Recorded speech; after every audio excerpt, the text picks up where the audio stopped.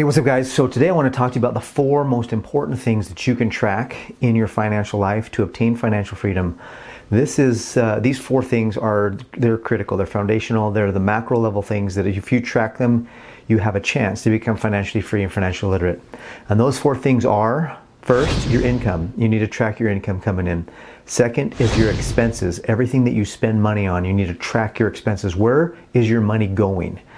Once it comes in, that's one skill. To make money is one skill, and then to manage your money is a completely different skill.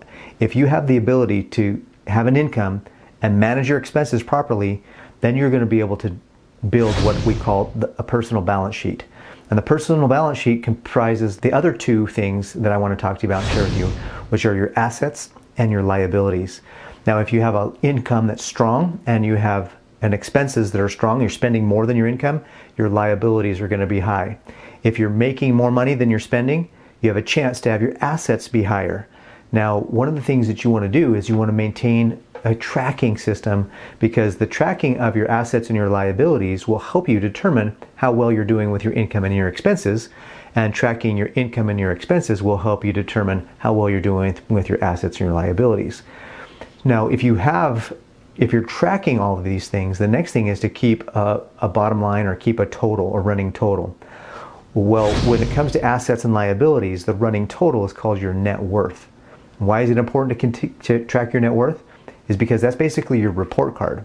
Once you're an adult and you're out of school, you know how well you're doing in your class by the different grades you're getting, by the homework you're turning in, by the tests, how well you're doing on the tests.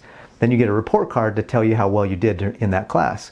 Well, in real life, your net worth is basically your report card. Do you have a positive cash flow or a negative cash flow? If you have a positive cash flow, you have a chance to have a positive net worth. If you have a negative cash flow, you probably have a negative net worth. If you have a positive cash flow and a negative net worth, that means you're not managing your expenses properly. So it's really important to track all these things, because they interact with one another. So if you have a strong income but you have no assets, that means your expenses are too high.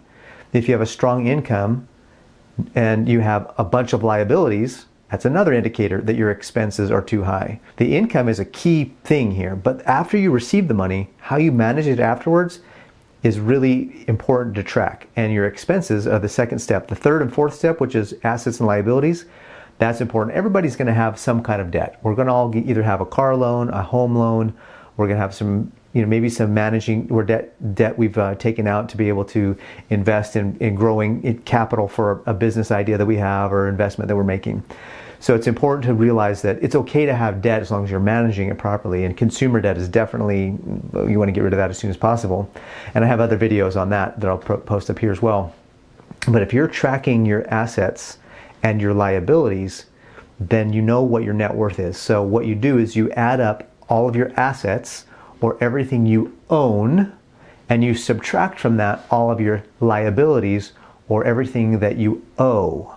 If your assets are bigger than your liabilities, you have a positive net worth. And I like to track my assets differently. I do keep track of my home equity, but because it's in my personal residence, it's really kind of not liquid. It's not, I need to live in the house, so that's not a liquid asset to me. So I keep track of my liquid net worth and my total net worth. My total net worth includes my primary residence and the equity that I have in that. So I take the value of my home and subtract the mortgage that I have, and that gives me the amount of equity that I have in the home.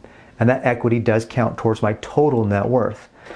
Now, if you track your assets and they're growing every month, and you track your liabilities and they're decreasing every month, then your net worth as a whole is increasing every month, and you're on the right track. That's the way to create financial freedom and financial independence.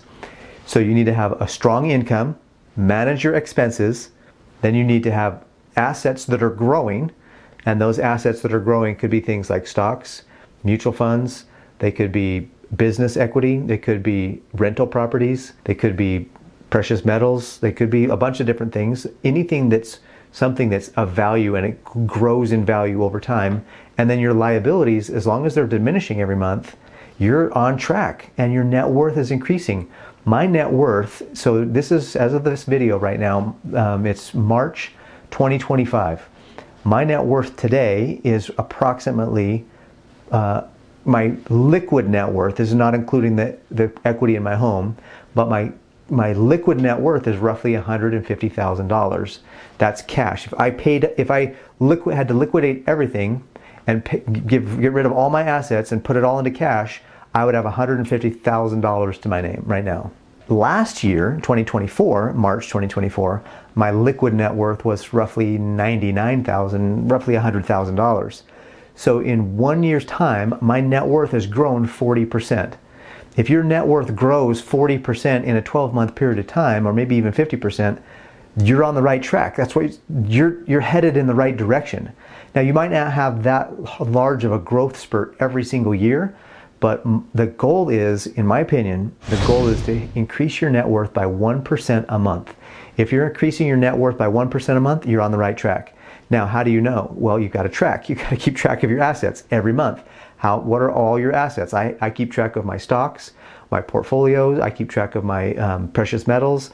I keep track of all of my assets, my savings accounts, my checking accounts. I add all that up every month. Every single month, at one point, I think it's the third week of every month that I do this, so that it's roughly the same time frame every month. So it's a roughly 30-day cycle.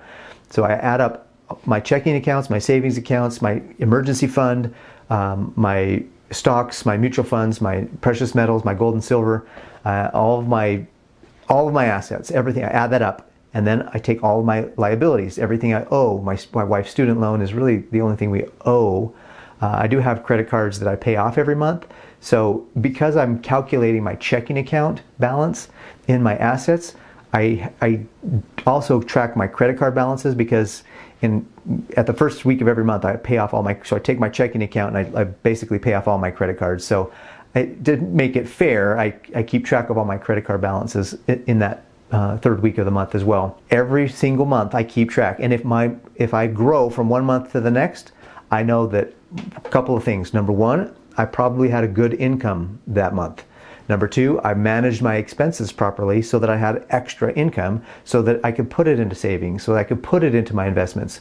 Also could mean that my stocks really grew that month. In 1 month to the next, right now we're seeing a lot of volatility in the stock market. So if your net worth is increasing only because the stocks increased, that's another key indicator that, wait a minute, why did my net worth only increase because the stocks increased? What was my income? What were my expenses? How am I doing on my income and expenses? Am I tracking those properly? Because every month your net worth should increase by at least 1%, preferably more. And if it's not increasing by 1% a month, now it's time to go back and figure out why. I hope that you take the time to track your income and then track your expenses, turn your income into wealth, and create a massive bank account for yourself by increasing your net worth by at least 1% every single month. If you missed the last video that I made where I talk about why we're constantly in the pursuit of more, you're going to want to watch that right here. Until the next one, make sure that you're turning your income into wealth and you're building your massive bank account.